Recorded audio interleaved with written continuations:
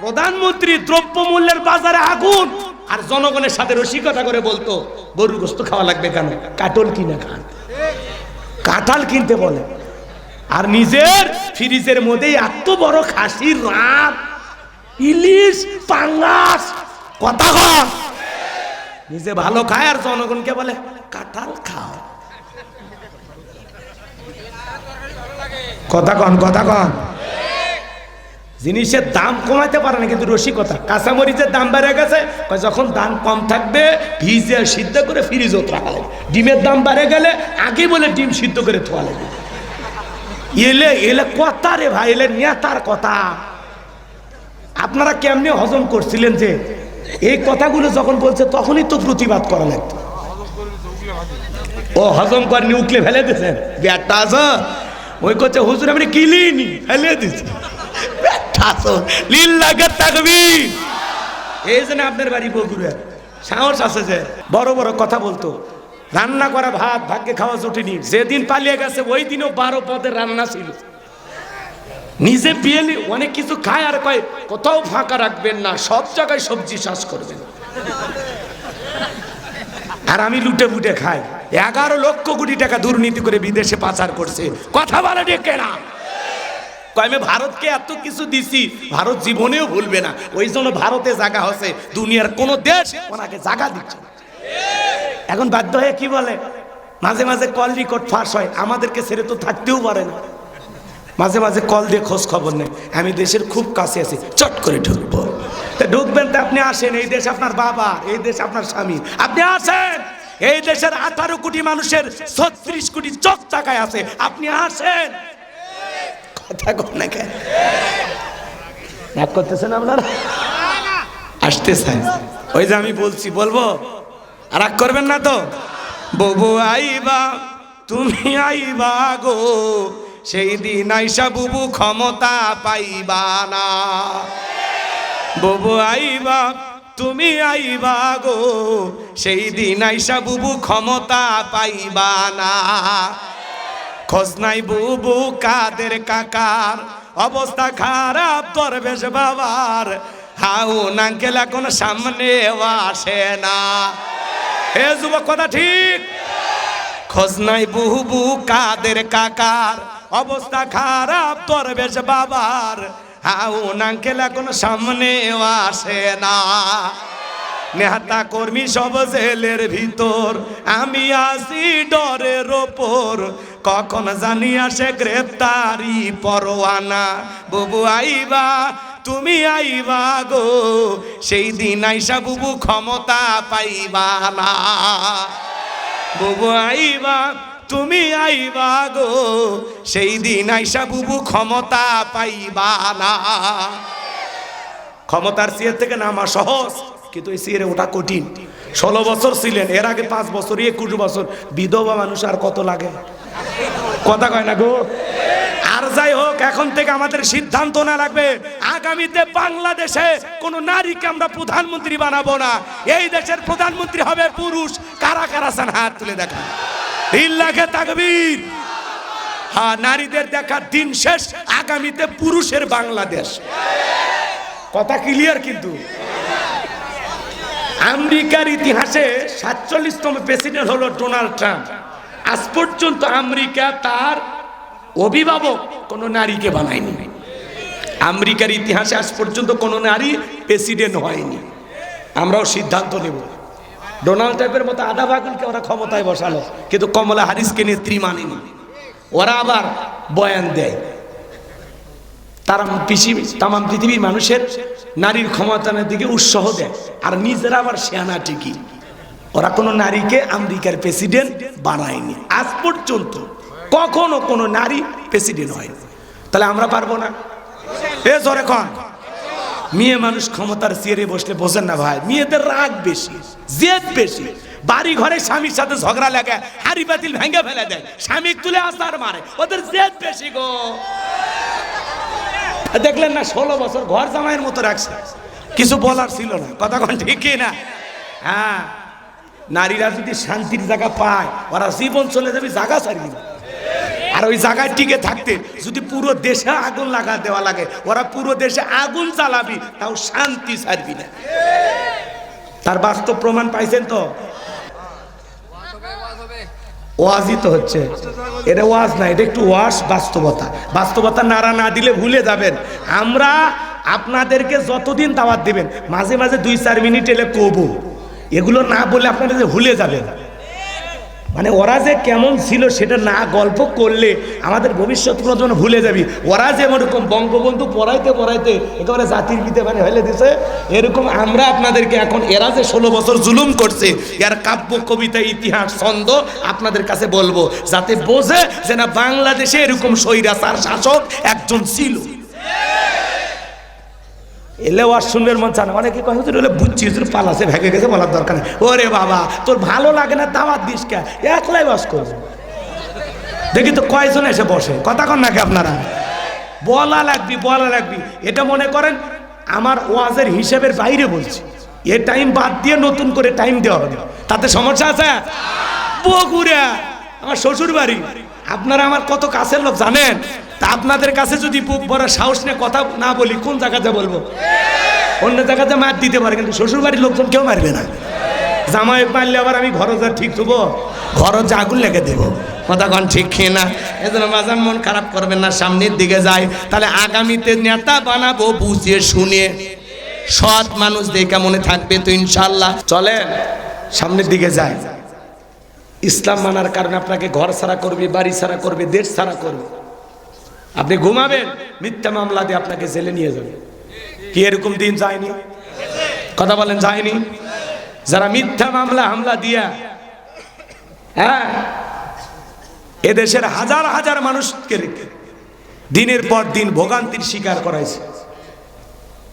কোর্টের বারান্দায় মানে বারবার যাওয়া আসা করা লাগছে। আজকে ওরা মামলা দেখে বলে এগুলো মিথ্যা মামলা। ও, এর আগে যে বিএনপি জামাতের নামে মিথ্যা মামলা দিছিল, ওলে সত্য ছিল? হ্যাঁ, মসজিদের ইমাম, মুয়াজ্জিন, মাদ্রাসার সুপার, ভাইস প্রিন্সিপাল, সবার নামে যে আপনারা মামলা দিছিলেন, কি এই হুজুরের নামে ধরান গাড়ি পোড়ানোর মামলা দিছে? আপনার কি মনে হয় সুপার সাহেব জীবনে একটা ট্রাকে ঢেল মারা তো দূরের কথা, গাড়িতে আগুন লাগান তো দূরের কথা, জীবনে কোনোদিন একটা ওয়াটো ঢেল মারছে? ওই মানুষের দিয়ে গাড়ি পোড়ানোর মামলা। সুপ্রিম কোর্টে একজন জামিন নিতে গেছিল, অন্ধ মানুষ, তাক দিছে গাড়ি পোড়ানোর মামলা। অন্ধ মানুষ গাড়ি চেনে ভাই? ওই গাড়ি চেনে না, বাড়ি চেনে না, ওই গাড়িতে আগুন লাগেবার যা ওর শরীরে আগুন লেগে দিবি। কথা কয় ঠিক কিনা? এত বড় মিথ্যাবাদী এরা ছিল, কথা কয় না গো? বড় বড় ক্ষমতার দাম্ভিকতা অহংকার দেখায় তো, আজ কই আছে? সব ভেঙে গেছে, কথা কন ঠিক কিনা? বড় বড় কথা বলতো, পালাবো না, যাবো না। ওরে বাবা, ঈশ্বর চাচাকে বলা হয় স্বৈরাচার শাসক। ঈশ্বর চাচা ক্ষমতার থেকে পদত্যাগ করে জেলে গেছে, কিন্তু দেশ ছাড়েনি। বাপের বেটা দেশ নেত্রী বেগম খালেদা জিয়া জেল খাটছে, অসুস্থ অবস্থায় দেশে এখনো পড়ে আছে, দেশ ছাড়েনি, বাপের বেটি। আর আপনি কি বলতেন? পালাবো না, আমি মুখের বেটি। কই, আপনি তো আপনার কথা ঠিক রাখলেন না। নিজের জীবনের মায়া দেখলেন, একাই পালিয়ে যায় বাঁচলেন। আর এত নেতা কর্মী, এত অনুসারী, তাদের কথা ভাবলেন না। যেই নেতা জনগণের কথা ভাবে না, ওটা নেতা হতে পারে না। মমতাময়ী প্রধানমন্ত্রী বলতেন, মা পালিয়ে গেল সন্তানদেরকে বিপদে ফেলে, ওটা মা? ওটা মা? হ্যাঁ, আপনারাই, আমি বলবো না। রাগ করতেছেন আপনারা? চলেন সামনের দিকে যাই। মনে অনেক দুঃখ জমে আসে, আস্তে আস্তে খুলে বলবো। কষ্ট হচ্ছে নাকি আপনাদের?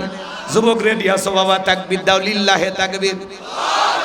এইবার শোনেন, এই পৃথিবীর জমিনে আল্লাহ যখন জিরো থেকে হিরো বানায়, একটু ক্ষমতার চেয়ার দান করে, চাওয়ালা থেকে প্রধানমন্ত্রী বানায়, আবার মুসলমানকে জবাই করে। কথা কয় না? জিরো থেকে হিরো বানায় কে? এরকম একজন ভবগুরু ব্যক্তি ছিল, যাকে আল্লাহ জিরো থেকে হিরো বানাইছিল। ক্ষমতার চেয়ারে বসে বলে, আনা রব্বুকুমুল আলা, আমি বড় খোদা, আমি বড় প্রভু। চিৎকার মেরে বলুন নাউজুবিল্লাহ। এই নকল খোদার পরিচয় কি জানেন? এর নাম ছিল কাবুস, বলখিয়া বলা হতো। কিপ্তিদের তরফ থেকে নাম ছিল রামশিস। মিশরের বাদশাহর পর উপাধি নাম হলো ফেরাউন। আমি কি বলবো ভাই? রাগ করবেন না তো ইনশাল্লাহ? আমার ভাইরা দিল দিয়া কথাগুলো বুঝবেন। এই ফিরাউন ছিল ভবঘুরে যুবক, এলাকায় কোনো কাজকর্ম নাই। ভবঘুরে যুবক মানে বোঝেন না, যারা ইয়াবা ফেন্সিডিল গাঁজা মদ খায় গাছক ধাক্কা মেরে কয় ভাইজান সাইড দেন। বউ যদি দরজা খোলে মুখের বাপ তুমি ঢোলকা, কয় মা তুই বুঝবো না, আজ একটু বেশি পরিমাণে মাল খাসি। এরকম নেশাখোর আছে না নাই? যারা ইয়াবা ফেন্সিডিল গাঁজা মদ খায়, বলেন তো বাজান, যারা নেশা করে সমাজের মানুষকে এদেরকে ভালো বলে, এরা হলো টোকাই। মানে যারা যে নেশা করে ওদের চেহারার দিকে তাকাই বোঝা যায় এটা খায় খায়, কথা কয় না গো। ওই যে সে এক পাগলা ঢাকা শহরে, দেখছেন আপনারা, দেখছেন নিউজ, একেবারে কতই বয়স হবে, 20-22 বছর, নেশা টেশা করে আসে ভ্যালদামি করতে যায়।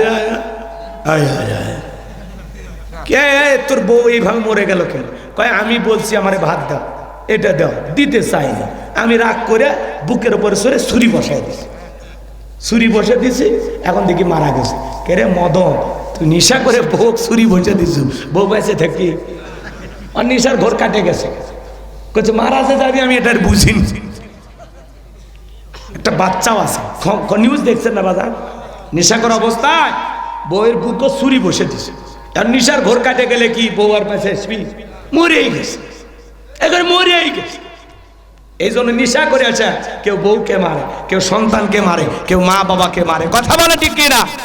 এ যুবক, মাদককে না বলুন, যেই মুখে মা ওই মুখে মাদক চলবে না। কথা কি? যারা শরাব পানকারী এরা জান্নাতে প্রবেশ করবে না, কথা বলে ঠিক কিনা? সন্ধ্যা হলে ঘরের দরজা বন্ধ করে জিকির করে ইকিয়াবা ইকিয়াবা ইকিয়াবা। মা বাবা চিন্তা করে, বাবা এটা কিসের ট্যাবলেট, জ্বর সর্দি গলা ব্যথা? কয় কিচ্ছু বোঝার দরকার নাই, টাকা দে নইলে তোর মাথা ফাটাবো। পিতা মাতা বাধ্য হয়ে টাকা দেয়, ইয়াবা ট্যাবলেট কিনে খায়, কথা কন ঠিক কিনা? আমার ভাইরা চলেন সামনের দিকে যায়। যুবক রে, তোদের পায়ে হাত দিয়ে অনুরোধ করে বলে যায়, খবরদার খবরদার, নেশা দ্রব্য পান করা যাবে না। সেই টাকা দিয়ে আবার ফেন্সিডিল গাঁজা মদ কিনে খাবি, ওই টাকা জমায়া বউ বাচ্চাকে পোশাক কিনে দিবি, কথা কয় না? ওই টাকা জমায়া বউকে মাসে একটা করে 3 পিস দে, কিছু না হোক 12 মাসে 12টা বাসর রাত পাবি, কথা কয় না? আরো বলবো, বুঝেন? সামনের দিকে যায় ভাইয়েরা আমার। এই ভবঘুরে যুবক ফিরাউন চলে গেল মিশরে। যাওয়ার পরে সর্বপ্রথম হলো তরমুজের ক্ষেতের লেবার। এরপরে মিশরের সরকারি গোরস্থানে দারোয়ান লাগবে বাজান, ইন্টারভিউ চলতেছে। ওই লাইনের মধ্যে কাবুজ নামের ফিরাউনও দাঁড়ায় গেছে। ইন্টারভিউ দিতে দিতে এইবার ফিরাউনের পালা।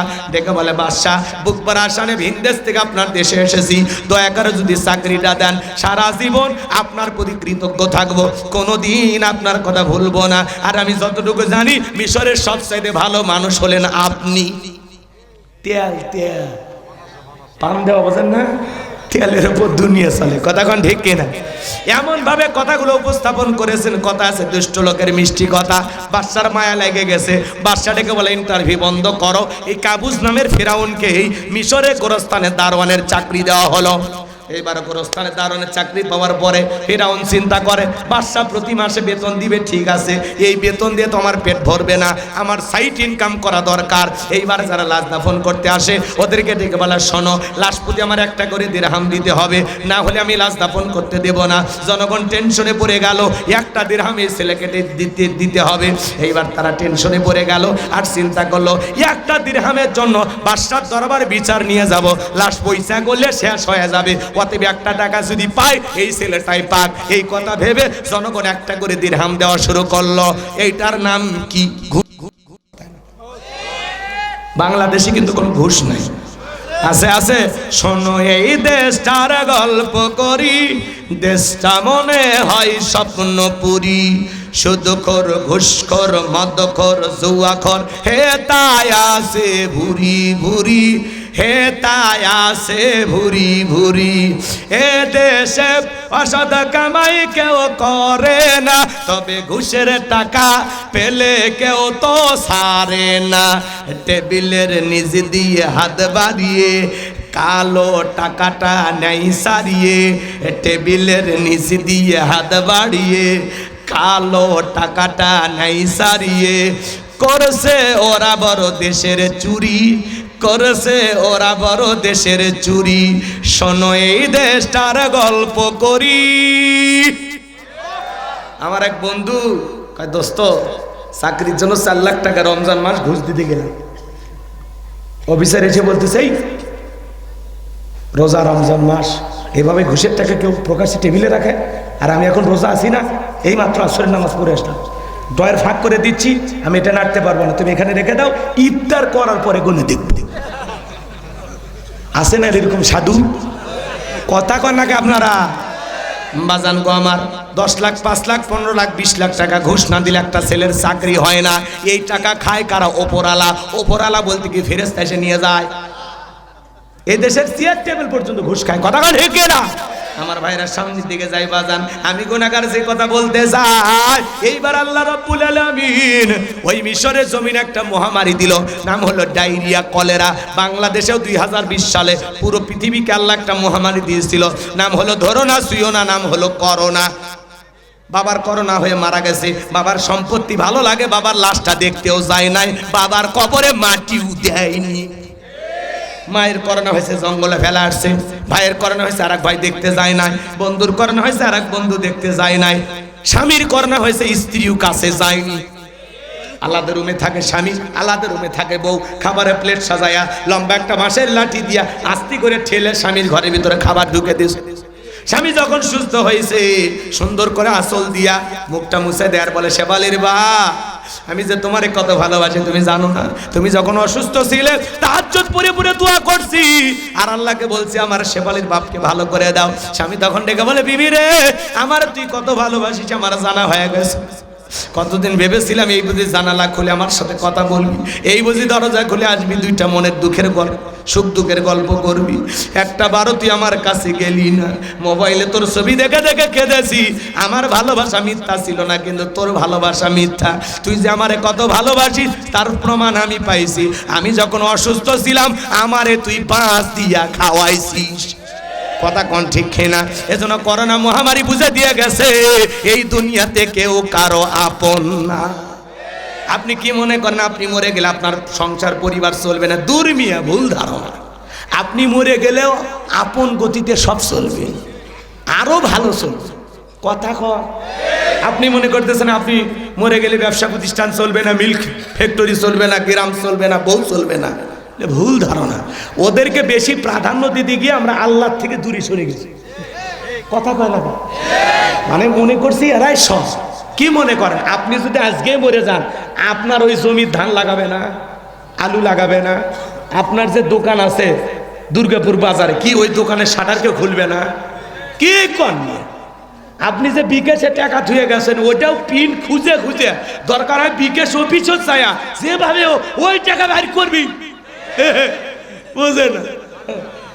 দুনিয়া অত সহজ না যা ভাবতেছেন।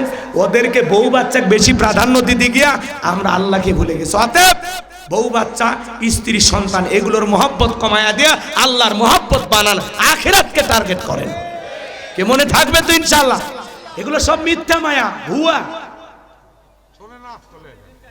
কে কয় শোনে? কে রাগ করতেছেন মনে হয় বাজান? সামনের দিকে যাই, আমি যে কথা বলতে চাচ্ছিলাম দিল দিয়া কথাগুলো বুঝবেন। ওই মহামারীতে হাজার হাজার মানুষ মারা যায়, আর গোরস্থানে লাশ দাফন হয়, আর ফিরাউনের পকেটে টাকা ঢোকে। টাকা পাইতে পাইতে এত টাকার মালিক হয়ে গেল, টাকা রাখার আর কোনো জায়গা নাই, বস্তায় বস্তায় টাকা হয়ে গেল। এইবার বাদশার দরবারে এসে বলে, বাদশাহ আমার কাছে কিছু টাকা পয়সা আছে, এলাকায় যারা গরিব মানুষ খাজনা দিতে পারে না, দুঃখী মানুষ খাইতে পারে না, আমি গোরস্থানে দারোয়ান, তাদের খাজনা পরিশোধ করে দিতে চাই। বাদশা ডেকে বলে, বাবা এত ভালো উদ্যোগ, তোমার মতো ছেলে ঘরে ঘরে জন্ম নেওয়া দরকার। ঠিক আছে যাও, টাকা নিয়ে এসো, আমরা রাজ্যের ভিতরে ঢোল পিঠা খবর পৌঁছায়া দিলাম, গোরস্থানে দারোয়ান তোমাদের খাজনা পরিশোধ করে দিবে, দুঃখী মানুষ যারা খাইতে পারে না বাদশার দরবারে চলে আসো। এইবার পরের দিনে হাজার হাজার মানুষ লাইন দিয়েছে বাজার, ওই গোরস্থানের দারোয়ান ওই ঘুষ খাওয়ার টাকাগুলো জনগণের মাঝে বিতরণ করলো। গাইবান্ধার আঞ্চলিক ভাষা একটা কথা আছে, মাছের তেল দিয়া মাছ ভাজে। ওই টাকা কি ফেরাউনের বাপের না জনগণের? খালি সিস্টেমে দিতেছে, সিস্টেমে খালি দিয়া ফাও ফাও বাহবা পাইতেছে। এবার সমস্ত গরিব দুঃখী মানুষের খাজনা পরিশোধ হয়ে গেল। ওই গরিব মানুষেরা ডেকে বলে, হারে রাজ্যের বাদশা যদি এই ব্যক্তি না হইয়া গোরস্থানে দারোয়ান হইতো, না জানি আমাদের কপাল খুলে যেত। নির্বাচনের আগে একটু জনসেবামূলক কাজ করার দরকার আছে না নাই? আমার এলাকায় এক নেতা রাস্তার মধ্যে ইট পারে দিচ্ছে, কাঁচা রাস্তা, মাটি রাস্তা, বোঝেন না আপনাদের? এটা ইটে ভরা রাস্তা লয়, কথা কয় না এরকম। এই রাস্তাকে আপনারা কি বলেন? হিয়ারিং বেটা। আমাদের এলাকায় বলে ইটে ভরা রাস্তা। গাইবান্ধার মানুষ আমরা ভালোভাবেই করি, ভালো করে বোঝেন বাজান। রাস্তার মধ্যে ইট পেরে দিচ্ছে, মানুষজন বলে বাবা তুমি তো এখন ওই নেতা হও নাই, ইট পেরে দিচ্ছ, ব্যাপারটা কি? বলে শোনেন, বৃষ্টি হওয়ার পরে যে পরিমাণে কাদা হয়, আপনাদের ছেলে মেয়ে স্কুলে যাইতে পারে না, আপনারা হাটে বাজারে যাইতে পারেন না, আপাতত কাঁচা রাস্তায় ইট পারিয়া দিয়ে গেলাম। আর ভবিষ্যতে যদি আমার মার্কায় সিল মারিয়া এলাকার নেতা বানায় দিতে পারেন, আমার 1 নাম্বার টার্গেট এই কাঁচা রাস্তা পাকা করে দেব। জনগণ বিশ্বাস করে যখন নেতার মার্কায় সিল মেরে নেতাকে নির্বাচিত করে, নেতাকে আর এলাকায় টর্চ লাইট মেরে খুঁজে পাওয়া যায় না, ঢাকা শহরে বান্ধবী নিয়ে ঘুমায়, আবার নির্বাচনের আগে আগে অভিনয় কর, কথা কন না ঠিক। আবার যখন মার্কা বেরোবি তখন অলি গলি। আপনারা কি মনে করেছিলেন আমি যে ওয়াদাগুলো দিয়েছিলাম রাখতে পারিনি? কেন? আমি 3 বছর ডায়াবেটিস হাসপাতালে ভর্তি ছিলাম। আমি গত বছর সুস্থ হয়ে উমরা করেছি। আমি আমার মা বাবার জন্য দোয়া করিনি, কিন্তু আপনাদের জন্য দোয়া করতে ভুলিনি। নাটক করে অভিনয় করে বলে আর একটা বার যদি সুযোগ দেন, এই আর একবার কইতে কইতে 53 বছর, কথা কয় না গো। নির্বাচনের মার্কা থাকে যে কয়দিন নেতার আনাগোনা সে কয়দিন এলাকা চুষে বেড়ায়, অলি গলি। রাস্তার ভিক্ষুক মহিলা ধরে 500 টাকা 1000 টাকা দেয়, শীতের কম্বল দেয়, দিয়ে আবার ছবি তোলে, দোস্ত ছবি তোলে। আর তখন বলে আমার তো মা না, আপনার চেহারার মাঝে আমি আমার মাকে খুঁজে পাই। এই জনগণ আমার মা, জনগণ আমার বাবা। কি নাটক! খালি নেত্রী লয়, এক একটা অভিনেত্রী। সামনে দিন আসতে আসতে সচেতন করে ধুয়ে যাচ্ছি, যদি ভালো না হয় খবর আছে। রাগ করতেছেন আপনারা? মার্কা থাকে যে কয়দিন নেতার আনাগোনা। ভাই ভোট চাওয়ার জন্য যে পরিমাণে এলাকার অলি গলি ঘরে 5 বছর যদি দায়িত্ব পাওয়ার পরে ওইভাবে ঘুরতো, ওই নেতাকে ফেল মারানোর জন্য দুনিয়ার কোনো নেতাই জন্ম হতো। খালি ভোটের কয়েকদিন রাতের বেলায় দিনের বেলায় খাওয়া নাই, ঘুম নাই, খেজুর গাছকে দিকে পর্যন্ত সালাম দেয়। সাথে চামচারা থাকে না, কয় নেতা তো মানুষ না গাছ, কয় রে অভ্যেস হয়ে গেছে, কথা কন ঠিক কিনা? চাচাক দেখে কয় চাচা আসসালামু আলাইকুম। চাচা শুনেছিলাম চাচি ডায়াবেটিস, কি খবর? চাচা খুশিতে খুশি হয়ে যায়, কথা কয় না কেন? মানে এমন কায়দায় খবর নাই, মানে মায়ের পেটের ভাতি, কথা কন ঠিক কিনা? এরকম আছে না? না। আর আমরাও কম খারাপ না, 1.5 টাকার বিড়ি আর 3 টাকার চা খায় কি স্লোগান, বল্টু ভাইয়ের চরিত্র ফুলের মতো পবিত্র, নামাজ পড়া কাজ একক্ত, গাছ খাই 5 ওয়াক্ত, গুমচুরিতে পাকা ভক্ত, শয়তানের 1 নাম্বার ভক্ত, হুজুরদের জন্য খুবই শক্ত, সুশে খাই গরিবের রক্ত। পোস্টারে লেখা থাকে গরিবের বন্ধু, ভোট দিয়ে দেখেন গরিবের কয় নাম্বার শত্রু। হ্যাঁ, নির্বাচনে যে চাটা এই যে পাতিলে রান্না করে, ওই চা আর বৃষ্টি হওয়ার পরে খেরে পালার নিচ দিয়ে যে পানি যায়, 2টা রং সমান। সেই চা খায়া বিড়ি খায়া আপনার কেনা যায়, কথা না? 500 টাকা 1000 টাকার বিনিময়ে এই দেশের মানুষ তার পবিত্র আমানত বিক্রি করে। আমার এক নানি আছে, নির্বাচনের পরের দিন গেছি, কয় না না দোয়া করিস কে? কয় 1 রাতে 4200 টাকা কামায়। আমি তখন বললাম নানি কেমনে? কয় নির্বাচনের আগের রাত, যেটাকে বলা হয় কালো রাত। কাজ করবে কি? এই যে টাকা নিল, টাকা নিয়ে তারে কাজ করবে কি? ওটাই তো বলতেছি, ঘুমুর আগে ফাঁস করে ভোট দেয় না তো। বলতেছি ঠিক আছে, আপনি যেটা বলতেছেন ওই লাইনে যাচ্ছি, খালি ফিনিশিং দিবেন দেয়া, তাহলে বুঝবেন না বাপের বেটা ঠিক মতো জায়গা মতো ঘা দিচ্ছে। আপনি আগেই শুরু করছেন কে? আগে দেখে খালি গায়ে বাঁধা গায়ে থাকেন, আরো কিছু থাকে, একটু অপেক্ষা করেন। রাগ করতেছেন আপনারা? শোনেন, আমি যে কথা বলতে চাচ্ছিলাম এদিকে খেয়াল করেন। আমার নানি তখন বলতেছে বাবা নির্বাচনের আগের রাত, যেটা কালো রাত, ওই রাতে আমার দরজায় ঠোকা দিয়েছে। নানি বাড়িতে আসিস? বলে হ্যাঁ আসি। আমি অমুক মার্কার লোক, 500 টাকা রাখ, ভোটটা আমারে দিস। কই ঠিক আছে ভাই। এই বলে যত মার্কার লোক ঢুকছে ভাই, কারো মনে দুঃখ দেয়নি। 2 দিন পর কবরে যাব, কার মনে কষ্ট দেব? অতএব কারো মনে কষ্ট দেই নাই। পরের দিন সকালবেলা গুনে দেখি 4200 টাকা। যেই দেশের জনগণ নির্বাচনের আগে বলে এই তোমাদের ভোট করে কয় 6টা, অমুক দলের লোক 6000 কয়ে গেছে, 10,000 দিলে আপনার ভোট দেব, এরকম দরদাম করে ভোট বিক্রি করে। কথা কয় না, কথা কয় না। নির্বাচনের আগে ভোট বিক্রি করলেন। একটা এমপি মন্ত্রী নির্বাচন করতে গিয়ে কয়েক কোটি টাকা খরচ হইল, ওই টাকাটা তুলবে কিভাবে? আর রাস্তার বরাদ্দ হবে 10 কোটি, 2 কোটি টাকাতে রাস্তা বানাবে, আর বাকি 8 কোটি মাইরে খাবে। ছাগল পেশাব করলেও রাস্তার পিচ ফেটে যাবে। দোষ নেতার দিয়ে লাভ নাই, দোষ হলো 1 নাম্বার জনগণের। জনগণ 2 নাম্বার, নেতা হয় 6 নাম্বার। যেদিন জনগণ হবে 1 নাম্বার, নেতাও হবে 1 নাম্বার। এক পাগল তেঁতুল গাছের নিচে হাত তুলে বলে আল্লাহ এ তেঁতুল গাছে রাজশাহীর ফজলি আম দে, রংপুরের হাড়িভাঙ্গা দে, নওগাঁ সাপাহারের আমরুপালি দে, চাপাই নবাবগঞ্জের কাটিমন আম দে। আল্লাহ তখন বলে পাগল চোখটা খুলে দেখ কোন গাছের নিচে দোয়া ধরেছিস। তেঁতুল গাছের নিচে যারাইয়া কিয়ামত পর্যন্ত আম চাইলে যেমন পাওয়া যাবে না, নির্বাচনের আগে 500 টাকা 1000 টাকার বিনিময়ে পবিত্র ভোট আমানত বিক্রি করে উমরের মতো নেতা চাইলে দেশে পাওয়া যাবে না। কথা ক্লিয়ার? আপনি হাত তুলে বলেন আল্লাহ নেতাদেরকে উমরের মতো বানাও। আল্লাহ বলে তোর হাত থেকে তো ঘুষের গন্ধ আসে, তোর হাত থেকে সুদের গন্ধ আসে। আপনি যখন বলেন হাত তুলে রব্বানা আতিনা ফিদ দুনিয়া, আল্লাহ বলে তোর মতো সিটারের দোয়া কবুল হবে না। কথা কন। এই জন্য ভালো হয়ে যান, ভালো হইতে পয়সা লাগে না।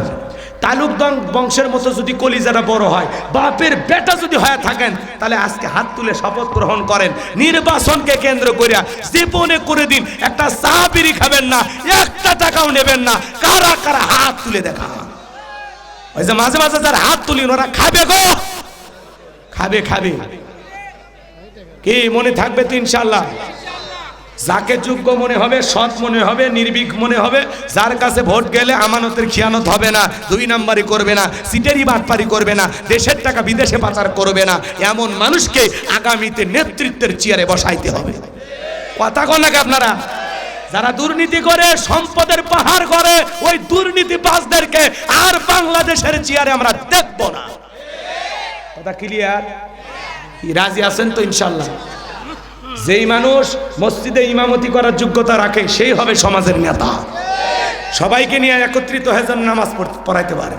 ওই যে বলবে আগামী ঈদুল জানাজার নামাজ, ওই নেতা নয়। খালি মোজ দেখে আর ভুঁড়ি দেখে ভোট দেবেন না, নেতার চরিত্র দেখে ভোট দেবেন। সৎ যোগ্য নামাজি নেককার আল্লাহওয়ালা আমার ভোট আমি দেব সৎ যোগ্য ভালো নেতা দেখে দেব। ভালো নেতা থাকলে ভোট কেন্দ্রে যাব, ভালো নেতা নাই যাওয়ার দরকার নাই। সরষের তেল নাকে দিয়ে বউ কুলত নিয়ে ঘুম পান। খবরদার, আপনার একটা ভোটে ও যদি দুর্নীতি করে, অন্যায় করে, অপকর্ম করে, প্রত্যেকটা পাপের পার্সেন্টেজ বিকাশ হয়ে আপনার আমলনামায় জমা হবে। আজকে এমপি মন্ত্রীরা ভাগে গেছে, একটা দলের চিন্তা করেন, প্রধানমন্ত্রী থেকে শুরু করে আমলা কামলা, এমপি মন্ত্রী, চাকর, নায়ক গায়ক, দাস দাসী কেউ নাই, সব পালাছে। এইরকম পতন পৃথিবীর ইতিহাসে কারো হয়নি। আজকে গ্যারেজে গাড়ি পড়ে আছে, মন্ত্রীর মসজিদের ইমাম পর্যন্ত পালাছে। কথা কেন, কথা কেন? 5 কোটি 10 কোটি টাকা দামের গাড়ি পড়ে আছে, এমপি মন্ত্রী আছে? জোরে বলেন আছে? মন্ত্রীরা সব বলবো না, রাগ করতেছে না। মন্ত্রীরা সব কোথায় গেল, এমপিরা সব কোথায় গেল, কোথায় কাদের কাকা? ওদের সারা দেশটা বড় লাগে ফাঁকা ফাঁকা। পালাবো না, পালাবো না, পালাবো না, যাই না তাদের দেখা। ওদের সারা দেশটা বড় লাগে ফাঁকা ফাঁকা। আইন মন্ত্রী আটকে গেল আইনেরই ফাঁকে, দাড়ি সারা দরবেশটারে ভণ্ড ভণ্ড লাগে। আরো আসতে কম বলবো না, থাক, কষ্ট করবো। যুবক এলে যুবক, কিছুক্ষণ পর যে পোলা দিবি তো স্পিরিট কুটি, এরা পোলা খাওয়ার মতো আওয়াজই দেয়নি। বলে না দিয়ে আমার গাড়ি তুলে দেন তো। কি রাগ করতেছেন আপনারা? চলবে চলবে, কথা কন না। আইন মন্ত্রী আটকে গেল আইনেরই ফাঁকে, দাড়ি সারা দরবেশটারে ভণ্ড ভণ্ড লাগে। শুনেছি ভাই কত নেতা নেত্রী খাইতেছে ভাই ডান্ডা, বিচারপতি কালামানিকের ফাটিয়েছে নাকি আন্ডা। এটা আমার খবর না, মিডিয়ার খবর। এই বিচারপতি শামসুদ্দিন মানিক আল্লামা সাইদি হুজুরকে মৃত্যুদণ্ডের রায় দিয়েছিল। আমরা বলতে চাই ওই একই ট্রাইব্যুনালে বিচারপতি মানিককে মৃত্যুদণ্ডের রায় দিতে হবে। কথা ক্লিয়ার? এই বিচারপতি শামসুদ্দিন মানিক 116 জন আলেমের তালিকা করে দুদকের কাছে জমা দিয়েছিল। আমার মতো গাইবান্ধার ভাঙ্গা বক্তা, রোল নাম্বার ছিল 23, সিরিয়ালে আমার নাম্বার কত? 23। আপনারা না ছিল ওরা ছেলে যারা আলেমদের তালিকা করেছিল, আজকের বিনা তালিকায় জেলখানায়। কথা বলে ঠিক কিনা? এইবার চলেন বাজান গো আমার, ওই দেশের মন্ত্রী মারা গেল, নির্বাচন শুরু হয়ে গেল। আগে তো জনগণের মন কাইরা নিয়েছে, এর নাম ফেরাউন, মনে আছে? আগে তো জনগণের মন কাইরা নিয়েছে, এবার সবাই বলে সিলমার বা কোনখানে, কয় ফেরাউন যে মার্কাদার আছে তার মাঝখানে। এইবার সবাই মিলে এক চান্সে মিশরের মন্ত্রী বানায় দিল ওই কাবুজ নামের ফেরাউনকে। আল্লাহর খেলা বোঝা বড় দায়। বার্ধক্যজনিতর কারণে মিশরের যিনি বাদশা ছিল, বাদশা মারা গেল, নির্বাচন শুরু হয়ে গেল। বাজান গো আমার, এইবার সমস্ত জনগণকে ডেকে বলে শোনো, বাদশা মারা গেছে, বাদশা ছাড়া দেশ চলতে পারে না, তোমরাই বলো মিশরের বাদশা হবে কে? সমস্ত জনগণ ডাইকা বলে আপনার সাথে ভালো মানুষ আর কেউ নাই, যদি মিশরের বাদশা আপনি হয়ে যান আমাদের কারো কোনো আপত্তি নাই। এইবার জনগণের সমর্থন পাইয়া, সমস্ত মানুষের সমর্থন পাইয়া মিশরের বাদশা হয়ে গেল ওই কাবুজ নামের ফেরাউন। হামানকে ডেকে বলে হামান রে, আজ থেকে তুই হবি আমার মন্ত্রী আর আমি হব মিশরের বাদশা, দুইজন সুন্দর মিলে দেশটা পরিচালনা করব। এই হামানের মাথায় কোনো চুল ছিল না, সাদেমান নাই বাম্পালট, পুরো মাথা ছিল ভারতের দমদম এয়ারপোর্ট। এইবার ফেরাউন রাতের বেলায় ঘুমাইতে চলে যায়, চোখের মধ্যে ঘুম আসে না, আজে বাজে স্বপ্ন দেখে লাফালাফা ওঠে। এ বাজান গো আমার, এইভাবে 2-3 রাত অতিবাহিত চলে যায়। ফেরাউনের চোখে কোনো ঘুম নাই, ক্ষমতা পাইছে ঠিকই, চোখে কি নাই? ঘুম নাই। ঘুম কার দেয়া নিয়ামত? গরিব মাথা তলে ইট দিয়ে ঘুমায়, কি সুন্দর। আর বড় 4টা ট্যাবলেট খায় রাত 2টার দিকে ছায়া থাকে। তাহলে ঘুম কার দেয়া নিয়ামত? ওই দিকে আর যাবো না, কথা বাড়াবো না। কখন যে একটা বাচ্চা, আমি তো খেয়ালও করি নাই। আমি কি দোয়া করবো? 15-20 মিনিট দেওয়া যায়, এর মধ্যে আমি গুছিয়ে নিয়ে আসবো। বলবো তাকবীর দা লিল্লাহ কে তাকবীর। আর আমার মেম্বার ভাই কই গেল? না জি জি বাজান গো আমার, এইবার হৃদয়ের কান পেতে কথাগুলো শুনে যান। আমি গুনাহগার যে কথা বলতে যাই, এইবার ঘুম আসে না। তার দরবারে জ্যোতিষী ছিল 400। এই 400 জ্যোতিষীর লিডার নাম হলো দবিরা, বয়স হলো 320 বছর। দবিরাকে ডেকে বলে, দবিরা রে, কেন জানি রাতের বেলায় ঘুমাইতে পারি না, আজে বাজে স্বপ্ন দেখি। সমস্ত কথাগুলো যখন বললেন, দবিরা এইবার ভাগ্য গবেষণা করে বলে, নেতা যদিও ছিলেন ভবঘুরে যুবক, তরমুজের ক্ষেতের লেবার, গোরস্থানের দারোয়ান, মিশরের মন্ত্রী, বর্তমান রানিং বাদশা, আঙ্গুল ফুলা কলার গাছ, কিন্তু আপনার ভবিষ্যৎ জীবন বড় অন্ধকার। আগামী 3 মাসের মধ্যে বনি ইসরাইল সম্প্রদায়ের ভিতরে মুসা নামের একটা ছেলে জন্মগ্রহণ করবে। ওই মুসার কারণে রাজত্ব পাওয়ার ক্ষমতা থাকবে না। নেতারে, এমনকি আপনার জীবন যাওয়ার সম্ভাবনাও দেখা যায়। এই কথা শোনার পরে ফেরাউনের মাথা ঠান্ডা না গরম? যদি বলতো মুসা আসবে, খানকা বানাবি, বসে বসে জিকির করবে, তাহলে মাথা গরম করতো না। আজও তাকায় দেখবেন যারা খানকানে বসে থাকে, জিকির করে, লাফালাফি করে, ওদেরকে কেউ টার্গেট করে না। কিন্তু কোরআন সুন্নাহর হক কথা যারা বলে, আল্লাহর জমিনে আল্লাহর দ্বীনকে বিজয় করার স্বপ্ন যারা দেখে, তাদেরকে টার্গেট করে করে ভিতরে ঢোকানো হয়। এইবার ফেরাউন টেনশনে পড়ে গেল। কাছের বন্ধু হামানকে ডেকে বলে, হামান এইদিকে আয়। দবিরা কি বললো শুনেছিস? আগামী 3 মাসের মধ্যে একটা ছেলের আগমন ঘটবে, ওর কারণে রাজত্ব পাওয়ার ক্ষমতা থাকবে না, জীবনটাও নাকি চলে যাবে। এটা তো মানা যায় না। হামান ডেকে বলে, না টেনশন নাই, মাইট ইজ রাইট, জোরজার মল্লক তার, পাওয়ার রাজত্ব ক্ষমতা আমাদের হাতে, আমরা যা বলবো মিশরের জনগণ তাই মানতে বাধ্য। বলে, কি করতে চাস? এইবার হামান ডেকে বলে, নেতা যত ছেলেগুলো জন্মগ্রহণ করবে সমস্ত ছেলেগুলোকে ধরবো আর জবাই করব, দুনিয়ার জমিন থেকে বিদায় করে দেব, তাহলে আপনার শত্রু মুসার আগমন ঘটবে না। এই কথা শোনার পরে ফেরাউন ডেকে বলে, হামান রে, আসলে তোর মাথায় বুদ্ধি আছে, তবে শোন, ছেলেগুলোকে জবাই করবি, মেয়েগুলোকে জবাই করবি না, কারণ ছেলেদের মধ্যে আমার শত্রু আছে, মেয়েদের মধ্যে কোনো শত্রু নাই। তার মানে চোর হলে মানুষ ভালো। মোবাইল নিয়ে গেল, সিম কার্ড খুলে দিয়ে গেল, এই কি শর্ট করছে, মেরে ফেলবি? বলে, তো তোর বনি বিধবা। কষ্ট হচ্ছে আপনাদের আমার ভাইয়েরা। আমি যে কথা বলতে চাচ্ছিলাম গভীর মনোযোগ দিয়ে শোনেন। এইবার চতুর্দিক দিয়ে সেনাবাহিনী সরিয়ে দেওয়া হলো। মুসাকে পাইলেই জবাই করবা। মুসা মাত্র কয়জন? একজন। আর এরা ছেলে সন্তান হইলেই ধরে আর জবাই করে, ধরে আর জবাই করে। তিনটা বর্ণনা পাওয়া যায় বাজান গো আমার। কেউ বলেছেন 20,000, কেউ বলেছেন 24,000, কেউ বলেছেন 80,000। এতগুলো সন্তানকে হত্যা করার পরে ফেরাউন ডাইকে বলে, দবিরা রে, এইবার গবেষণা করে দেখ আমার পথের কাটা মুসা মরলো না বাঁচলো।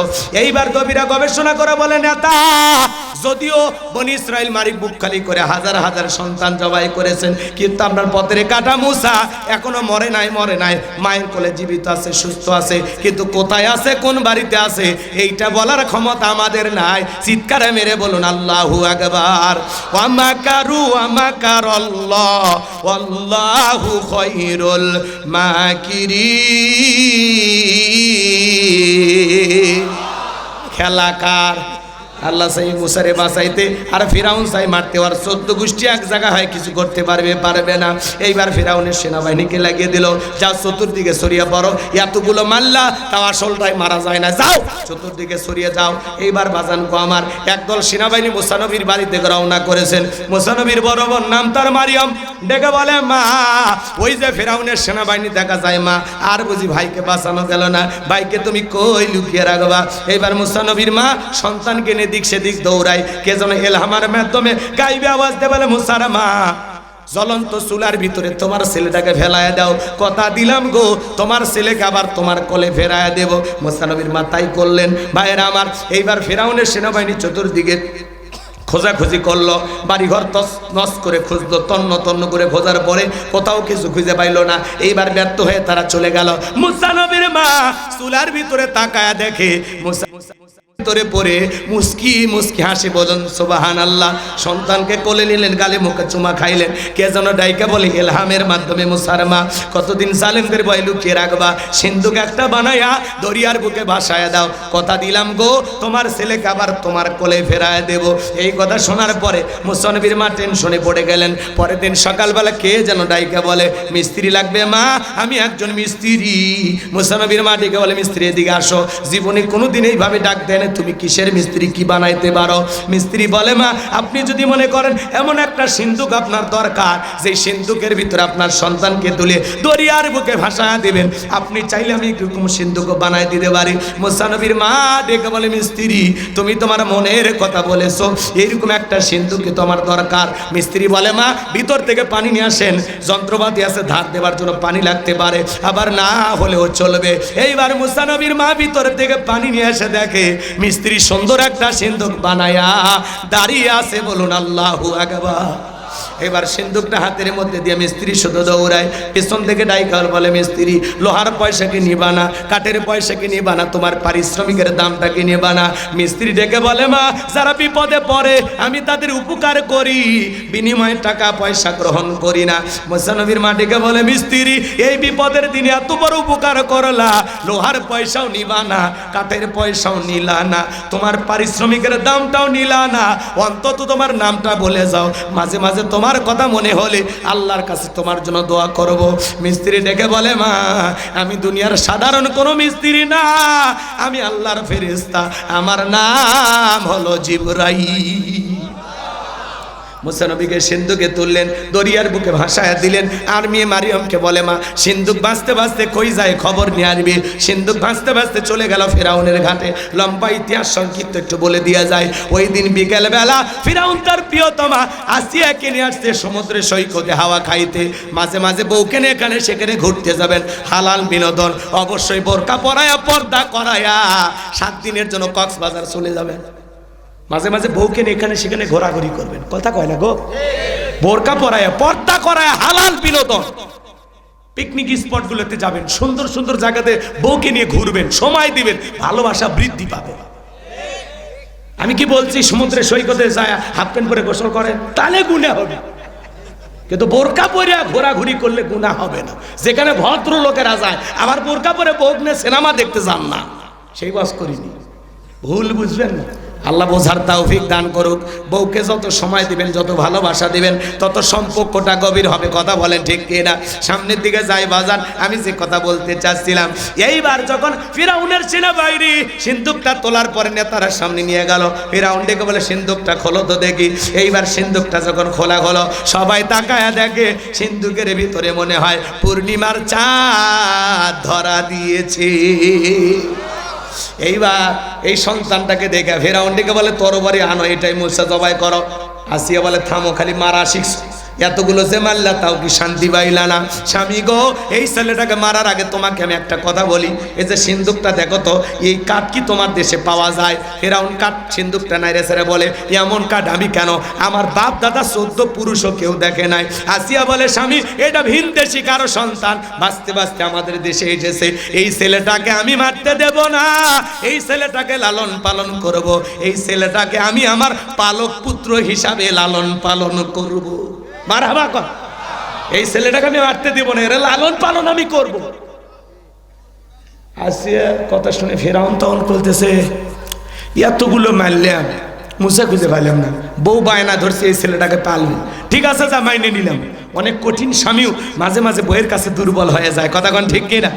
আমার ভাইয়েরা, কথায় আছে যেখানে বাঘের ভয় সেখানে রাত হয়। যারে খুঁজতেছে মারার জন্য, আল্লাহ তারই দায়িত্ব দিল লালন পালন করার জন্য। মারহাবা কর। আমার ভাইরা সামনের দিকে যায়, আমি যে কথা বলতে চাচ্ছিলাম, আসিয়া বলে সন্তান শুধু দিলে হবে না, রাজ্যের ভিতরে ঢোল পিটায় দেন। ফেরাউনের ছেলে সন্তান যে দুধ পান করাবে মাসে মাসে বেতন দেওয়া লাগবে বলে, তাতেও রাজি। হাজার হাজার মহিলাকে সংবাদ দেওয়া হলো, সমস্ত মহিলারা মুসা নবীকে কোলে নেই, স্তন খুলে মুখ লাগায় দেয়। আল্লাহ নবী মুসা আলাইহিস সালাম কোনো মহিলার স্তনে দুধ পান করে না। সমস্ত নারীরা ব্যর্থ হয়ে চলে গেল। ওই যে মুসা নবীর বড় বোন নাম হলো মারিয়ম, দেখে বলে রানী আসিয়া, এমন একটা ধাত্রীর খবর আমার কাছে আছে, এই ছেলেটা অবশ্যই তার দুধ পান করবে। তাই নাকি? বলে হ্যাঁ। এইবার মুসা নবীর মাকে ফেরাউনের দরবারে নিয়ে আসার পরে মুসা নবীর মা সন্তানকে কোলের মধ্যে নিয়ে স্তনগুলো যখন মুখ লাগায় দিয়েছে, আল্লাহ নবী মুসা আলাইহিস সালাম মায়ের স্তনে দুধ খাওয়া শুরু করেছে। চিৎকার মেরে বলুন সুবহানাল্লাহ। শিশুকাল থেকে নবীদের জ্ঞানী বানিয়েছেন কে? আসিয়া বলে আপনার বেতন ডাবল থাক আর কোয়ার্টার ফ্রি। মুসা নবীর মা ডেকে বলে রানী আসিয়া, সন্তান যদি দুধ পান করাইতে চান আপনার বাড়িতে নয়, সন্তান থাকবে আমার বাড়িতে। বলে আমি তাতেও রাজি, মাঝে মাঝে একটু দেখায় নিয়ে যাইবা, মায়ের চাইতে মাসির দরদ বেশি। কথা কয় না কে? একটা ছেলে রাস্তার মধ্যে কান্না করতেছে, না তার দিকে যাবো না, দেরি হয়ে যাবে, দেরি হয়। কষ্ট হচ্ছে আপনাদের? বিরক্ত হয়েছে? ওলা দিয়ে দেব নাকি ওয়াজ শুনবেন আগে? তাকবীর দেন, লিল্লাহে তাকবীর। জীবনে প্রথম দেখা তো একটু বেশি করে শুনে যায়, আর দেখা নাও হতে পারে, এমনি ব্যস্ততা অনেক বেশি। আমার ভাইয়েরা দিল দিয়ে কথাগুলো বোঝার চেষ্টা করবেন। সংক্ষিপ্ত কথা বলে দিয়ে যাই বাছান গো আমার, মুসা নবীর মা পৃথিবীর প্রথম মা, যে মা তার আপন সন্তানকে দুধ পান করানোর বিনিময়ে মাসে মাসে বেতন পেয়েছিল। জোরে কোন মারহাবা, আর একটু জোরে কোন না মারহাবা। এবার মুসা নবী চলাফেরা বয়সে উপনীত হয়েছে, হাঁটা চলা করতে পারে। ফেরাউন বৈশা আছে, আসি একদিন ছেলেটাকে নিয়ে যা বলে, ধরো ছেলেটা কোলে নাও। মানুষ দেখলে মনে করবে ছেলে তোমার না, একটু কোলে নাও। মাঝে মাঝে দেখবেন মা বোনেরা যখন রাগান্বিত হয়, রাগ করে স্বামীর কোলে সন্তান দেয়, সামলাও তো সামলাও। বাপের মতোই খারাপ, বাপের কিচ্ছু ছাড়েনি, বাপও হারামি হয়েছে, আমার পেট থেকে ডবল হারামি। সন্তান খারাপ হইলে সব দোষ বাপের, কয় বাপের কিচ্ছু ছাড়েনি। কথা কয় না ভাই? বগুড়ের মহিলারা বলে না, এরা সব জান্নাত থেকে ফেলে যাচ্ছে, এরা কেউ কয় না এগুলো। রাগ করতেছেন মনে হয় আপনারা। আমার ভাইয়েরা মাঝে মাঝে রাগান্বিত হয়ে স্বামী কোলে সন্তান দিয়ে বলে সামলাও। সন্তান খারাপ হলে কয় সব দোষ বাপের, আর ভালো হলে কয় মা যে ভালো, মা ভালো হয়েছে ওই জন্য সন্তান ভালো হয়েছে। আর খারাপ হলে সব দোষ বাপের, বাপের 14 গোষ্ঠী উদ্ধার করে। চাচা খারাপ, দাদা খারাপ, বাপ খারাপ, আর ওর মাও 14 গোষ্ঠী ভালো হোক, যা তোরাই ভালো হয়। রাগ করবেন না বাজান আমার, আমি যে কথা বলতে চাচ্ছিলাম, এইবার ফিরাউন মুসা নবীকে কোলের মধ্যে নিয়ে কি সুন্দর চেহারা, সুমা খাওয়ার নিয়তে যখন ঠোঁট দুটো বাড়াইতে চায়, কচি হাত দিয়া এমন এক থাপ্পড় গালের মধ্যে বসায়া দিয়েছে। ফিরাউন চিৎকারে বেড়ে উঠছে থাপ্পড়ের চোটে। ছোট মানুষ চিৎকারে বেড়ে উঠছে, আশেপাশের লোকজন দৌড়ে আসে বলে, নেতা এত জোরে চিৎকার মেলেন, ব্যাপারটা কি? ছেলে যে থাপ্পড় মারছে এ কথা জনগণকে বললে কি ইজ্জত থাকে? বলে আমার বাড়ি আমি চিল্লেছি তোদের ডাকছি, যা সরে যা, চোখের সামনে থেকে তার সরে যা। ওদেরকে দাঁড়িয়ে দেওয়ার পরে চিৎকার মারে, আসিয়া রে, এ আসিয়া আয় আয় আয় আয় আমার কাছে আয়। আসিয়া বলে কি হয়েছে সারের মতো চিল্লাও কে? কই চিল্লাবো না, এর চোখে মুখে যে আগুন দেখছি রে আসিয়া, এ মুসা সারা কেউ না, তরবারি যে পথের শত্রুটা জবাই করে দূর করি। আসিয়া বলে ছেলে কি করছে? বলে ছেলে আমার গালে থাপ্পড় মারছে। আসিয়া বলে ঢং করা জায়গা পাও না, এই ছোট মানুষ কোনোদিন তোমার গালে চর মারতে পারে? ফেরাউন দেখে বলে বিবি রে কেমনে তোরে বুঝাবো, গাল তো তোর ছিল না, গাল ছিল আমার। মজা কি আমি টের পাইছি, আর থাপ্পড়ের ওজন বুঝা দেয় এই ছেলেই ভবিষ্যতে মুসা হবে। জোরে কোন মারা হাওয়া। এখানে আরো ঘটনা আছে বলবো না। মুসা নবীর বয়স হয়ে গেছে এবার 25 বছর। কয় বছর? 25 বছরের টকবকে যুবক। কিপ্তি আর বনিসের মধ্যে লাগছে ঝগড়া। মুসা আলাইহিস সালাম যা বলে, এ কিপ্তি ফিরাউনের লোক, সব জায়গায় নেতার গরম দেখা, কিছু পাতি নেতা থাকে না, আমাক চিনিস, হে আমাক চিনিস, আমি উমুক নেতার আপন খালাতো বোন, তার ছোট মেয়ে বিয়ে করেছি, কি হাইব্রিড পরিচয়।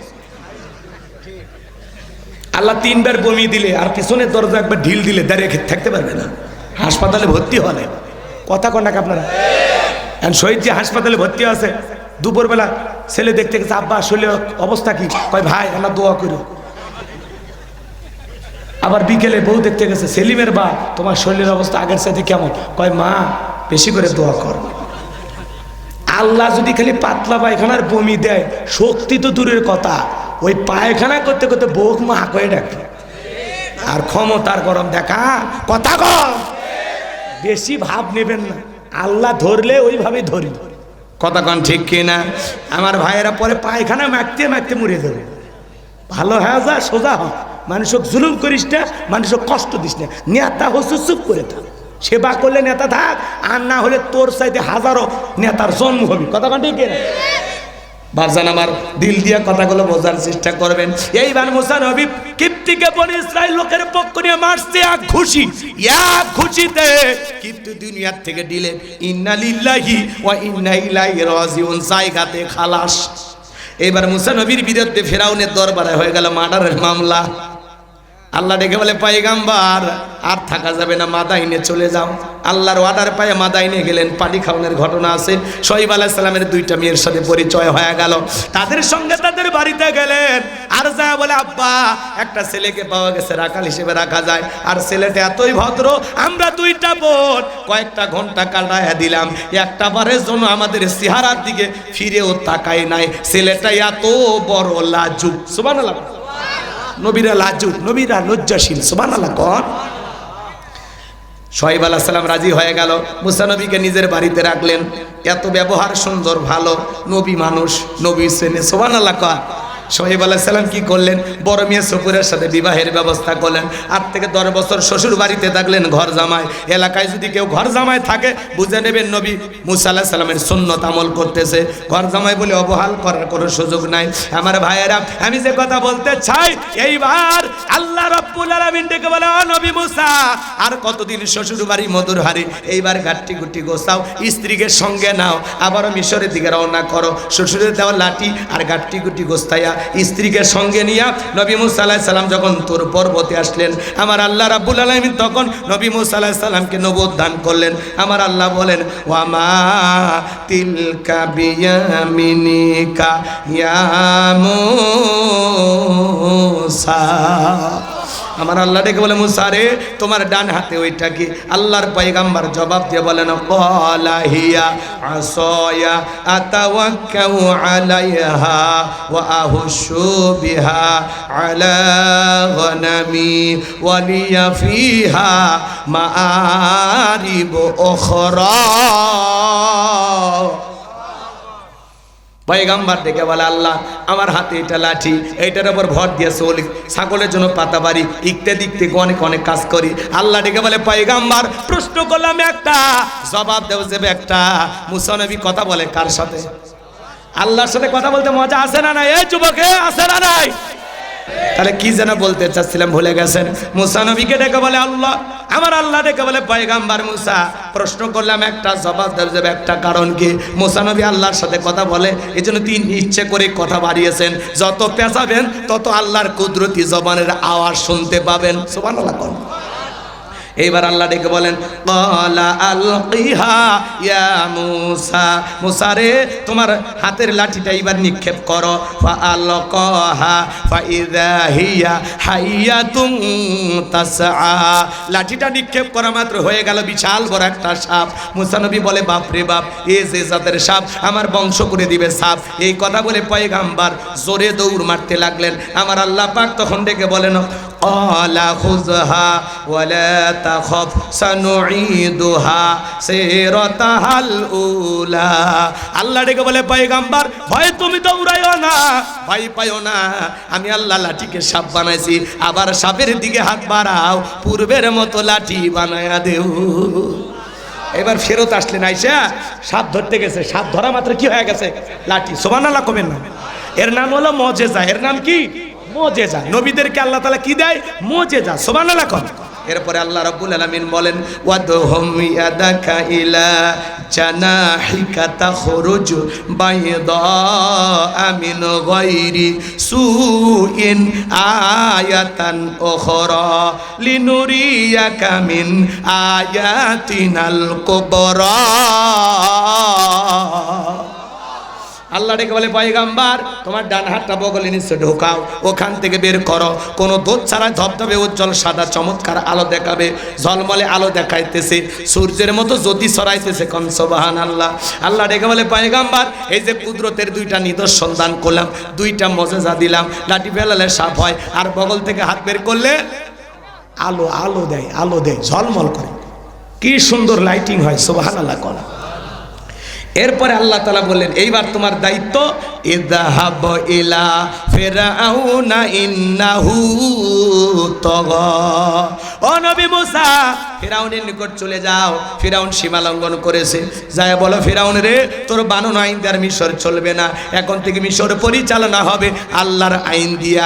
আলালাহুল খলক ওয়াল আম, সৃষ্টি যার আইন চলবে সে আল্লাহর, আল্লাহর আইনে শান্তি, আল্লাহর বিধানে মুক্তি।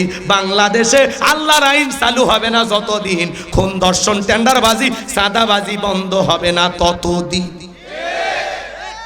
আল্লাহর আইন চালু করেন, সো তওবা করে ভালো হবে।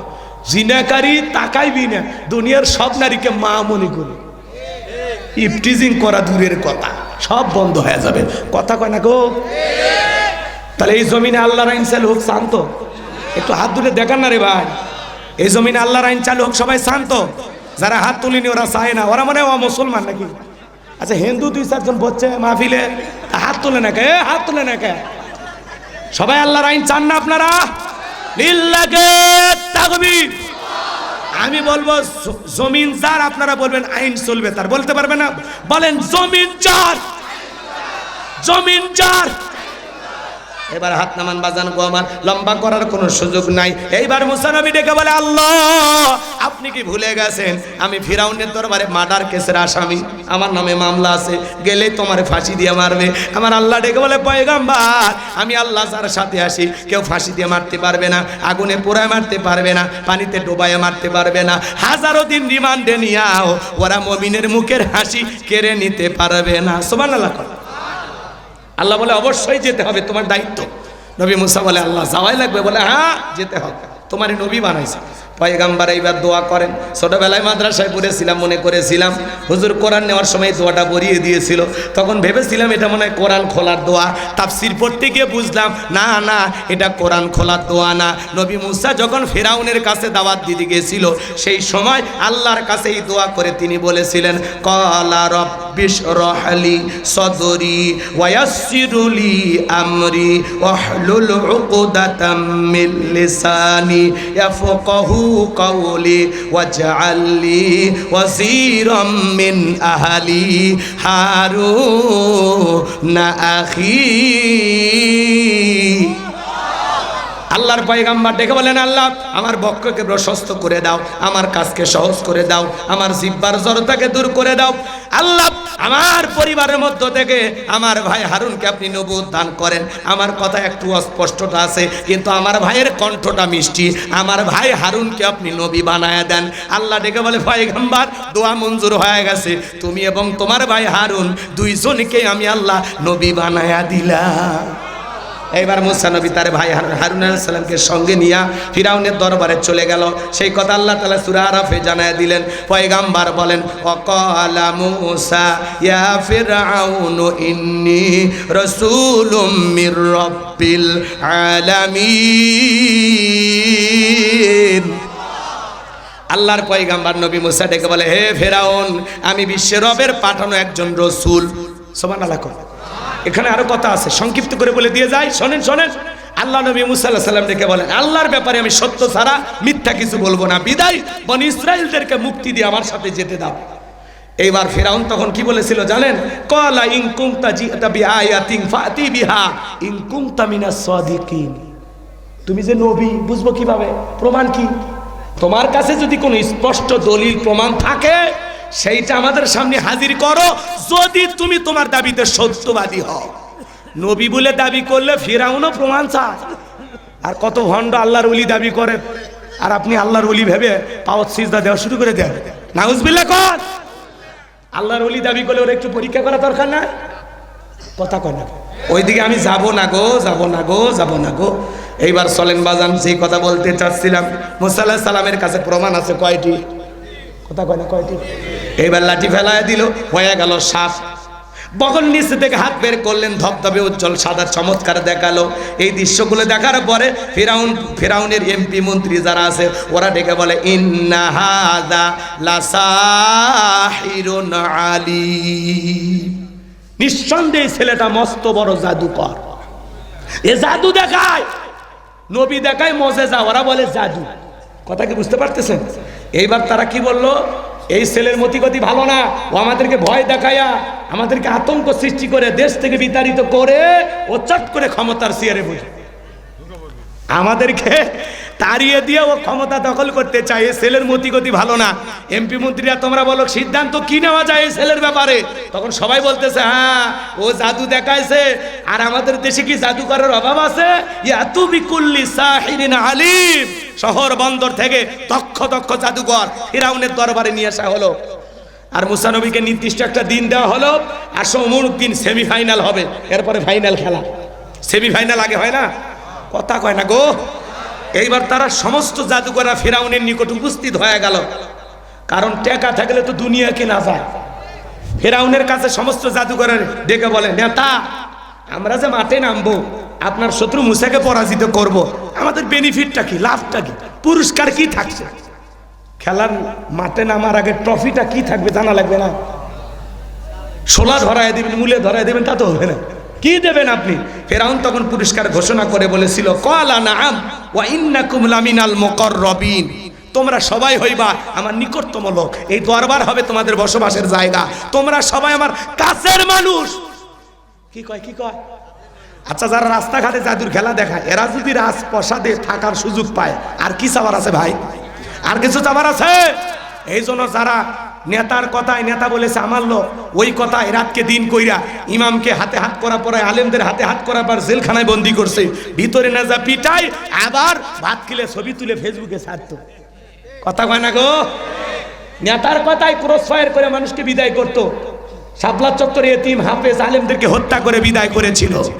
ওরাই নিজেরাই দাঁত পিষে বলেছিল রাত 12টার পরে বিদ্যুৎ বন্ধ করে সমস্তকে আমরা এমনভাবে বিদায় করেছি, পরে শাপলা চত্বর স্যান্ডেলের চত্বর। ওরা ওদের নিজের মুখের বক্তব্য। কৃষিমন্ত্রী আব্দুর রাজ্জাক, কথা কয় না গা, ওরা নিজে স্বীকার করছে।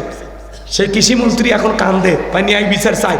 বেটা তোরে ন্যায় বিচার বুঝাই দেওয়া হবে, ন্যায় বিচার কত প্রকার এবং ইহা কি কি তোর বাপ পর্যন্ত বুঝবে। কথা কন ঠিক কিনা? খালি সময় আসা লাগবে। এখন সার পালেও পাক, আগামীতে খুঁজে খুঁজে বের করা হবে। কথা কন নাকি আপনারা? এবার চলেন সামনের দিকে যাই, গভীর মনোযোগ দিয়ে কথাগুলো শুনে যান বাজান।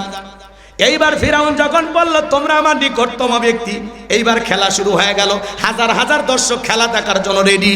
এইবার জাদুঘরে ডেকে বলে, ও নবী মুসা, জাদুর তন্ত্র মন্ত্র বান আগে আমরাই নিক্ষেপ করব না তুমি? নবী মুসা ডেকে বলে, ওস্তাদের মাস শেষ রাতে তুমি তোমার খেলা দেখাও। এবার জাদুঘররা কি করলো জানেন? জাদুঘররা বাঘ বানাইছে, ভাল্লুক বানাইছে, রশি বানাইছে, মানুষের চোখে মুখে পর্যন্ত জাদু তন্ত্রমন্ত্র নিক্ষেপ করেছে। সেদিন তারা 80,000 জাদুর বান নিক্ষেপ করেছে। এবার জাদুর বান নিক্ষেপ করতে করতে করতে করতে ওদের চালান পাতি শেষ, মানে জাদু যে দেখাবে আর কোনো বিদ্যা জানা নাই। এইবার তারা তখন বলতেছে, ও নবী মুসা, আমাদের তবিল শেষ, এবার তুমি দেখাও। আল্লাহ তাআলা তখন বলেন, ওয়াহাইনা ইলা মুসা আন আলকি ফাইদা হিয়া তালকাফু মা ইয়াফিকুন। আল্লাহ ওহির মাধ্যমে জানাই দিলেন, পয়গম্বর হাতের লাঠিটা শুধুমাত্র ছেড়ে দাও আর অবাক দর্শকের মতো তাকায় থাকো। নবী মুসা হাতের লাঠি ধরে আছে, ছেড়ে দিছে, হয়ে গেছে বিশাল বড় সাপ। যেই সাপের ঠোঁটটা নিচুতে, ওপরের ঠোঁটটা 80 ফিট উঁচুতে, এক নিঃশ্বাসে সমস্ত জাদুর বান খায়া ফিরাউনক দেখে বলে, ফিরাউন রে আরো কি জাদুর বান আছে, আরো কি আছে? ফিরাউন এই দৃশ্য দেখা পিছনের রাস্তা দিয়ে গরম হাওয়া বের হয়ে গেছে। আর সমস্ত জাদুকররা বুঝতে পেরেছে নবী মুসা যেটা দেখাইছে এটা জাদু না, এটা জাদুর দাদু। ডাক্তার ডাক্তার চেনে, বক্তা বক্তা চেনে, হুজুর হুজুর চেনে, শিক্ষক শিক্ষক চেনে, নেতা নেতা চেনে, দালাল দালাল চেনে, স্বর্ণকার স্বর্ণকারকে চেনে। যাই যেই কাজের কাজী কয় তুমিও যা আমিও তা, কথা কয় না গো। জাদুকররা বুঝতে পেরেছে নবী মুসা যেটা দেখাইছে এটা জাদু হতে পারে না। ওরা তখন স্বীকার করলো এটা নিঃসন্দেহে সে আল্লাহর কুদরতি শক্তি, যে আল্লাহর কথা নবী মুসা বলতেছে। এইবার তারা কি করলো, ওয়া উলকিয়াস সাহারাতু সাজিদিন, সিজদায় মাথা নত করলো এবং ঘোষণা করলো, ক্বালু আমান্না বিরাব্বিল আলামিন, আমরা ঈমান আনলাম বিশ্বের প্রতিপালকের প্রতি, যিনি রব্বি মুসা ও হারুন, মুসা এবং হারুনের রব, মুসা এবং হারুনের প্রতিপালক। সুবহানাল্লাহ। এইবার তারা কালেমা পড়ে মুসলমান হয়ে গেল। এরা যখন ঈমান আনলো, ফিরাউনের মাথা ঠান্ডা না গরম, দেখে বলে, আমার অনুমতি ছাড়া ঈমান আল্লাহ, তোমাদের সাহস তো কম না, তোমরা মানে আগেই প্ল্যান প্রোগ্রাম করছো, তাহলে শুনে নাও, আমি তোমাদের ফাঁসিতে চড়াবো, হাত পা কেটে নেব, তোমাদের খবর আছে শুলিতে চড়াবো। নতুন মুসলমান যারা, ওরা ডেকে বলে, ফিরাউন রে, তোর মতো জালেমের চামচা হয়ে মরার চাইতে ফাঁসিতে ঝুলে মরাই ভালো। মরণের ভয় দেখালে আপনার মরবই তো, তোর মতো জালেমের চামচা হয়ে মরবো না, নবী মুসার উম্মত হয়ে মরবো। সুবহানাল্লাহ। এবার শেষ কথা, ফাইনাল কল খেলা, শোনেন শোনেন, এইবার ফাইনাল খেলা। নবী মুসার দল বাড়তে লাগলো, উম্মত বাড়তে লাগলো, কালেমা পড়ে মুসলমান, আর ফেরাউনের খালি জ্বালা জ্বালা জ্বালা। এবার ফেরাউন কেমনে ঠান্ডা করবে, ও পরিকল্পনা করে 3 দিক দিয়ে আক্রমণ চালাইছে। কয় দিক দিয়ে? 3 দিক দিয়ে ধাওয়া করছে নবী মুসা এবং তার অনুসারীদেরকে। এবার পয়গম্বর তার উম্মতদেরকে নিয়ে দৌড়াইতে দৌড়াইতে দরিয়ার নিকটবর্তী পৌঁছে গেছে, একেবারে দরিয়ার কাছাকাছি চলে গেছে। উম্মতের ডেকে বলে, পয়গম্বর হয় ওদের হাতে মরা লাগবে, না হলে পানিতে চুবে মরা লাগবে, রাস্তা তো দেখি না। মুসা আলাইহিস সালাম ডেকে বলে, এখানে শুধু আমরাই নাই, আমাদের সাথে আরেকজন আছেন, তিনি কে? এবার আল্লাহ ডেকে বলে, ও পয়গম্বর, এতদিন দেখছে লাঠি ফেলালে সাপ হয়, ওই লাঠি দিয়ে পানিতে আঘাত করো, আমি আল্লাহ তোমাদের জন্য নিরাপদ রাস্তা বানাবো। নবী মুসা হাত এদিক খেয়াল করেন, হাতের লাঠিতে একটু আঘাত করছে, মৃদু আঘাত, ভিআইপি রুট বানায় দিয়েছে, সেই ভিআইপি সমুদ্রের বুক চিরে রাস্তা। সুবহানাল্লাহ। আল্লাহ তাআলা সেটা সূরা ইউনূসের মধ্যে জানায় দিল, আমি পয়গম্বর মুসা এবং তার অনুসারীদেরকে বিশাল দরিয়া পার করে দিলাম নিরাপদে। সুবহানাল্লাহ। একই রাস্তা, ইমানদারদের জন্য নিরাপদ, জালেমদের জন্য গজব। শোনেন শোনেন, এইবার ফেরাউন ওই রাস্তার ধারে এসে বলতেছে, এই রাস্তা দিয়ে ওরা গেছে, এই ধর ধর, একজনও বাদ থাকবি না, সবাই ওর, সবাই ওর রাস্তাতে।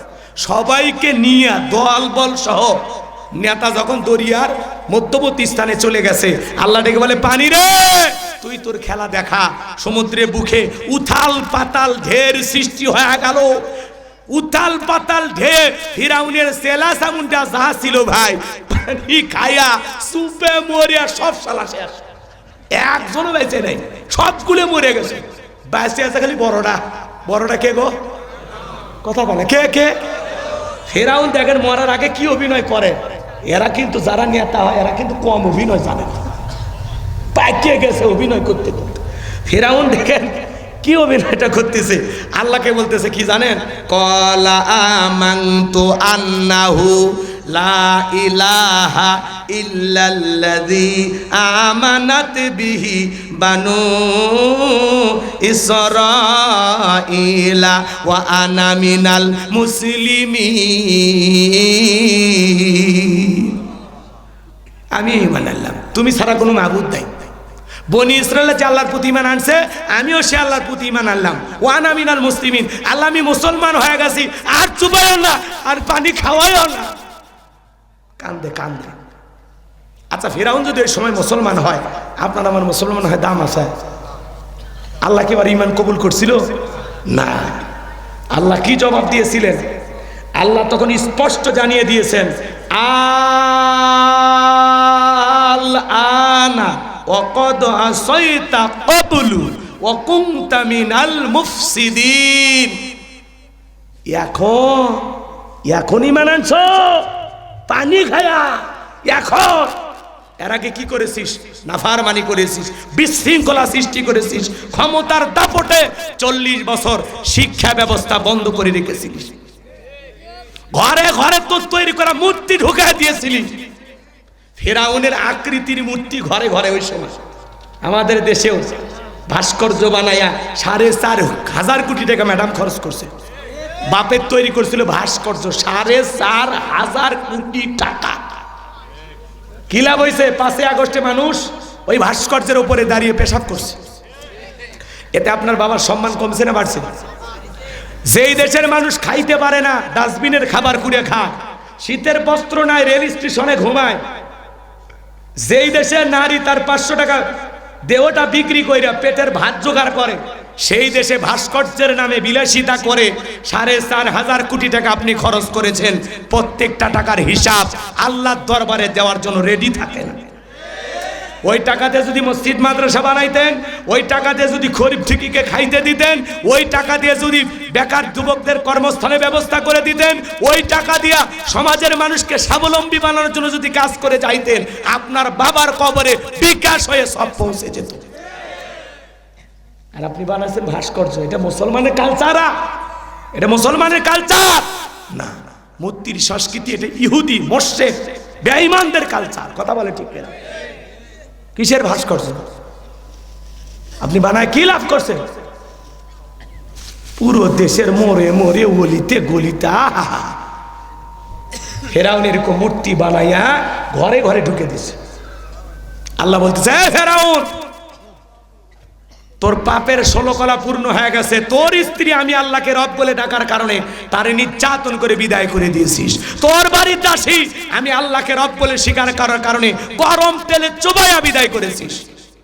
ওরাও ক্ষমতা টিকানোর জন্য আয়না ঘর বানায়, নির্যাতন জুলুম করে, গোপন নির্যাতন জুলুম চলানোর জন্য টর্চার সেল থাকে। কথা কথা এমনও সংবাদ শোনা যায় ওনারা কি নিজের হাতে 2-4 জনকে জবাইও করছে। এরকম পাওয়ারফুল ছিল না। আল্লাহ বলতেছে, ফেরাউন তোর ঈমান আমি আল্লাহ কবুল করব না, তবে মরার আগে শোন, আমি আল্লাহ তোর লাশটা রেখে দেব। পৃথিবীর মানুষ যেন তোর লাশ দেখে শিক্ষা গ্রহণ করে।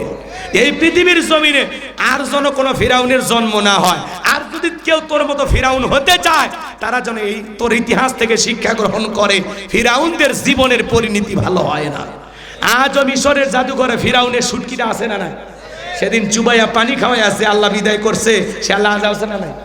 সে আল্লাহ আজও আছে না নাই? আজও মিশরের জাদুঘরে মুসা প্রেমিকেরা যায়, পায়ের জুতে খুলে মারে আর কয় এই সেই ফিরাউন মার জুতা, এই সেই ফিরাউন মার জুতা। চিন্তা করেন, সুটকি ফিরাউনক দেখে যদি জুতে মারে, জেতা ফিরাউন পাইলে ওর চামড়া দিয়ে টুকটুকি বাজাইতো। কথা বলে ঠিক না?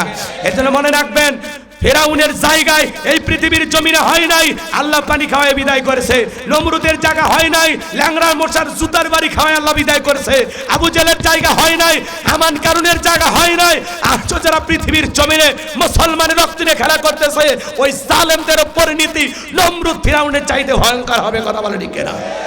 এই জন্য ভাইয়েরা আমার, আগামীতে দিনের বিজয় আনার জন্য, চূড়ান্ত ইসলামী বিপ্লব আনার জন্য যদি কখনো ডাক আসে, বিবির কাছ থেকে বিদায় নিয়ে, সন্তানদের গালে মুখে চুমা খেয়ে বিদায় নিয়ে, মাথায় কাপড়ের কাপড় বেঁধে আল্লাহর জমিনে আল্লাহর দ্বীনকে প্রতিষ্ঠিত করার জন্য, কোরআনের সমাজ কায়েম করার জন্য কারা কারা বুকের তাজা রক্ত দিতে রাজি, হাত তুলে রাখা। লিল্লাহি তাকবীর, লিল্লাহি তাকবীর। আল্লাহ এই জমিনকে কোরআন আর ইসলামের জন্য কবুল করুন। জোরে বলুন আমিন। আমার কথা আর বাড়াবো না। ওয়া আখিরি দাওয়ানা আনিল হামদুলিল্লাহি রাব্বিল আলামিন।